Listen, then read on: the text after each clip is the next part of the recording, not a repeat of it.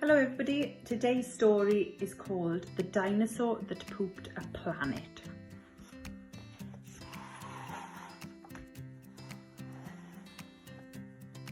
Danny and Dinosaur liked to have fun. Some days they had lots, some days they had none. One day they were bored. They had no games to play.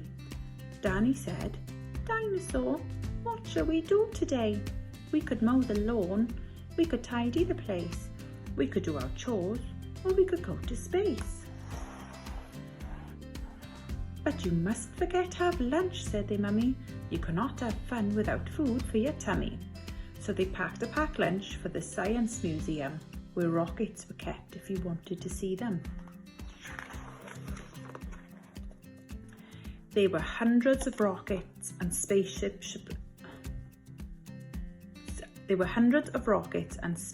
surprises, tall ones and small ones of all shapes and sizes, and one that was ready to launch with a door big enough for a boy and his pet dinosaur.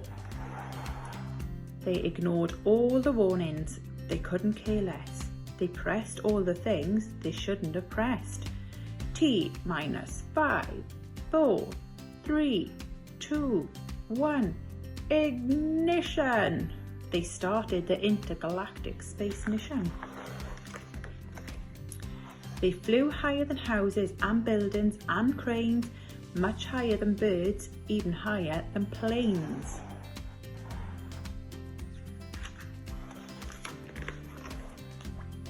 "We're in space," Danny yelled as they floated around. But the dinosaur's tum made a rumbling sound. "Is it time to have lunch?" Danny looked at his watch. Then he looked all around for the dino's lunchbox. Danny started to worry, then started to panic. They'd left their packed lunches back home on their planet. So with no food on board, not the smallest of crumbs, disastrous dinosaur feast had begun. It gobbled up gadgets and gizmos galore. Nothing was safe from the space dinosaur. Robots and ray guns and blinking red blinkers, eating things thought up by NASA's great thinkers. The hyperdrive gamma reactor machine was swallowed along with the space tractor beam. It chewed and it chomped on the spaceship controls. The rocket was dotted with dino tooth holes. Inside it was bare, the spaceship was empty. Outside there were more things to eat, there was plenty. It broke down the door with a cool ninja chop. Out in space, dinosaurs are much harder to stop. It chomped on the moon like a big chunk of cheese, then shoved even more in its mouth with a squeeze. It munched on the Martians from Mars and their cats. Their cats are like ours, but their cats wear cool hats. Satellites, Saturn and 6 supernovas, shape-shifting saucers and 7 space rovers.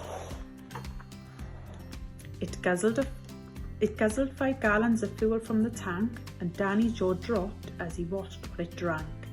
With a crunch and a crack and a nom nom nom nom, in one dino gulp, their rocket was gone. Now nothing was left. All Danny could see was a fat dinosaur where the rocket should be. And so they were stranded with no way back home, just Danny and Dino in space all alone. Now Danny was crying. He cried and he cried.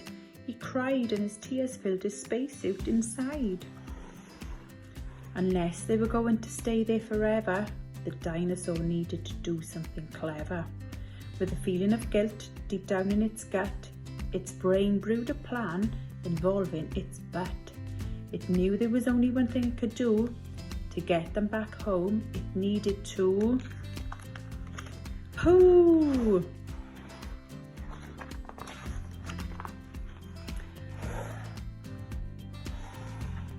Like a poop-powered rocket, the dinosaur flew. Dan hopped on its back and he watched as it pooed. It pooped out the robots and ray guns and blinkers, The things NASA's thinkers thought up were now stinkers. It pooped out the moon, it pooped out the stars, it pooped the space rovers and Martians from Mars. When Danny looked back, he could see a poop trail from far out in space to the dinosaur's tail. They headed for Earth and they started to orbit. It pooped on the clouds, but the clouds just absorbed it.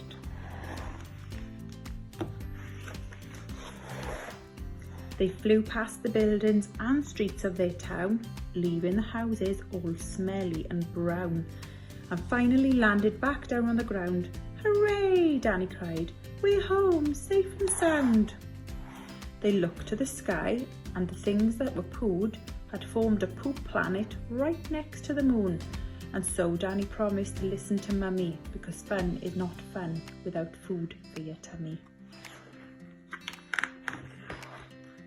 And just when you thought all the pooping was done, a Mars cat